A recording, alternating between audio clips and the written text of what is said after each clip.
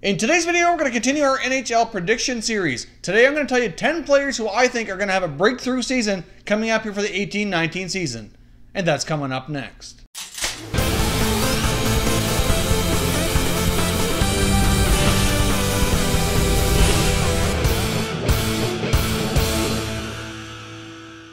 Hey everyone, and welcome back to another video here at Top Shelf Hockey. If you're new to the channel, thanks for stopping by. We review and discuss all 31 NHL teams, so if you're a huge hockey fan, consider subscribing and clicking the bell so you don't miss anything. So as I mentioned here, we're going to continue our NHL Prediction series, and today I'm going to make some predictions on who are the top 10 breakthrough players that we're going to see this year really explode onto the scene and make a better name for themselves at the NHL during the 18-19 season. These players are not necessarily ranked in a particular order here. These are just the 10 guys that I think are going to have a much better improved season and really break through the kickstart their NHL careers heading in the right direction.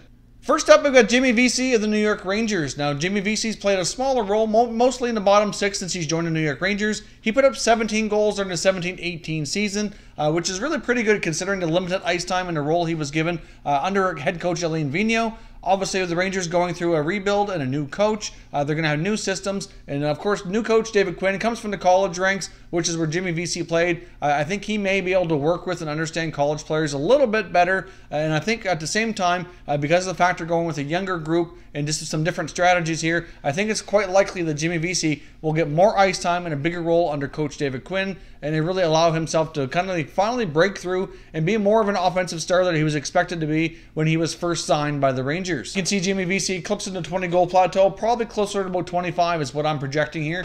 So we'll see, but for me, I think Jimmy Vesey is going to see big improvements this year. Next up, I got Vince Dunn, defenseman for the St. Louis Blues. Now, last year, I think Vince Dunn kind of had a pretty decent first full year at the NHL, appearing in 75 games, putting up 24 points. I do think it's quite possible that Vince Dunn is going to earn himself a bigger role through training camp and through the beginning of the year. Of course, defenseman Jay Bouwmeester's health is certainly questionable as well, which is probably going to allow Dunn to move up here in the lineup, take on a bigger role, and really be more of an offensive defenseman. I really think he showed a lot of great play during the second half of last year. I expect that to continue into this year, grab a bigger role with the team, and really move himself forward here with his career.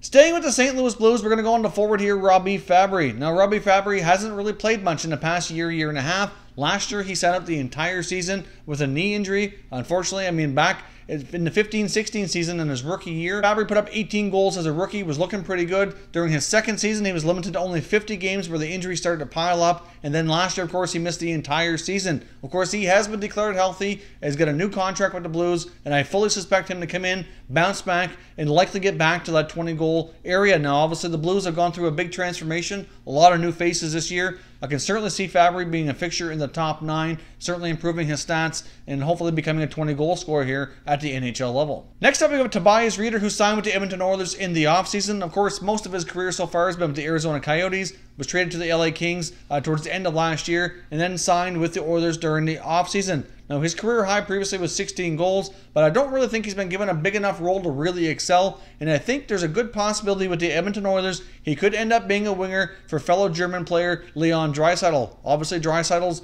a pretty tremendous offensively gifted player, so I think if he gets an opportunity to play with him, I think those two will really work well together. They have had some time playing together before during international competitions for Team Germany, and they look pretty solid.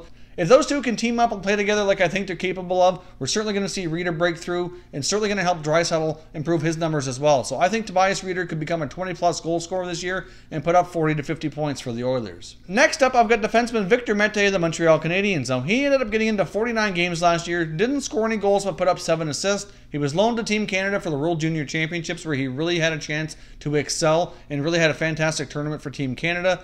With the injury to Shea Weber and with the fact that he's going to be out for the beginning of the year for the first while, Victor Mete can really take on a bigger role to Montreal Canadiens, probably get a lot more power play time, grab a bigger role at the club, and really move his stats forward. I really think Victor Mete has the possibility of being an elite defenseman at the NHL level, and we'll see next year. I think he'll give him the opportunity to see what he's made of. Next up, we got Valentin Zykov of the Carolina Hurricanes. Now, he's had a couple of solid years in the American Hockey League, and he finally got a chance to put in some games with the Hurricanes towards the end of last season, and he looked really solid. Zykov only got into 10 games, but he put up 7 points and looked quite effective while he was out there. Given everything that Carolina's going through with the changes in their team, I do think it's quite possible we could see Zykov make this team out of training camp get more of a full-time spot, grab a bigger role with the team, and really progress his career forward here. Hard to say exactly what plateaus he'll hit, but I do expect him to be one of the stronger rookies for the Carolina Hurricanes for sure. Obviously, there's going to be a lot of young blood on that team with other guys like Martin Necas, Andrei Svechnikov. So we'll see where Zykov fits in the lineup, but either way, I think his strong play at the end of last year will carry over, and he'll have a breakthrough season, becoming a full-time NHL player this season.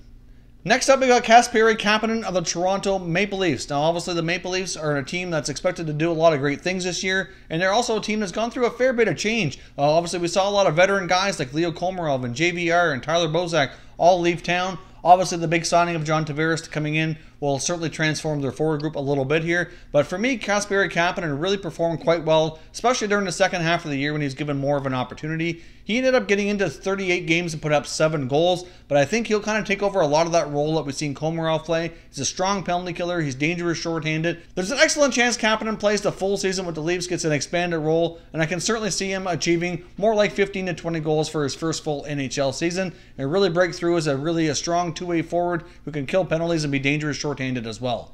Next up, we got forward Tyler Bertuzzi of the Detroit Red Wings. Now, Bertuzzi, to me, by the end of last season, looked like he really fit in well with the Detroit Red Wings at the NHL level. He put in his time in the American Hockey League, worked his way up through their system like so many of their other players have done. As we know, the Red Wings are a very patient group, like to have their players really take their time in their minors and progress well and get the seasoning they need to become effective in the NHL. While Bertuzzi certainly defines how a lot of those other guys have gone, and he really broke through last year a little bit, but I think we're going to see another big breakthrough this year. Last year, he got into 48 games and put up 24 points, but that is just the beginning, I think, of his breakthrough, especially considering all things here that Henrik Zetterberg may not play this year. You're going to see a lot of the younger guys like Bertuzzi, as well as Dylan Larkin, Anthony Mantha, even get more time and even more expanded roles. I can see Bertuzzi's strengths carrying over from last year and probably putting up a solid 50-point campaign.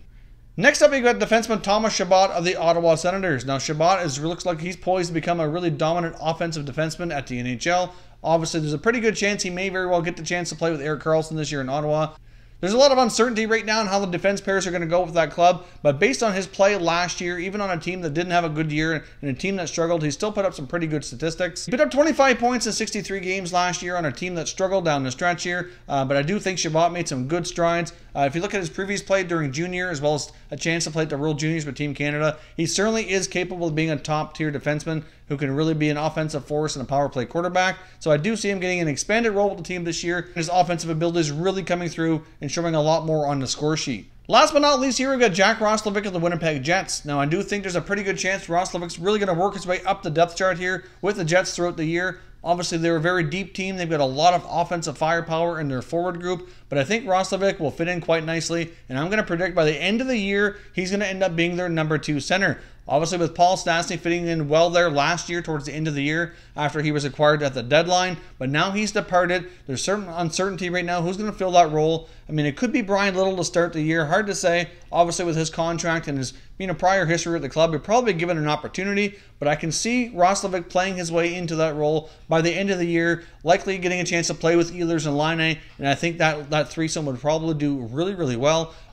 Roslovic got into 31 games last year, put up 14 points, had a little bit of a chance to play in the playoffs, looked really solid. I think he's really poised for a breakthrough season here. So I'm going to say that he's going to end up putting up 20-plus goals, around 40 to 50 points, and end up being the second-line center by the end of the year.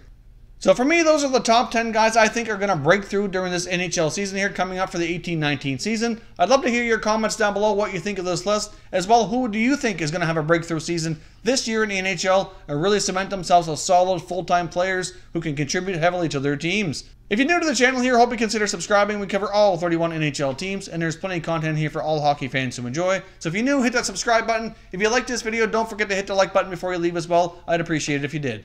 As always, thank you very much for watching, everybody. We will catch you next time.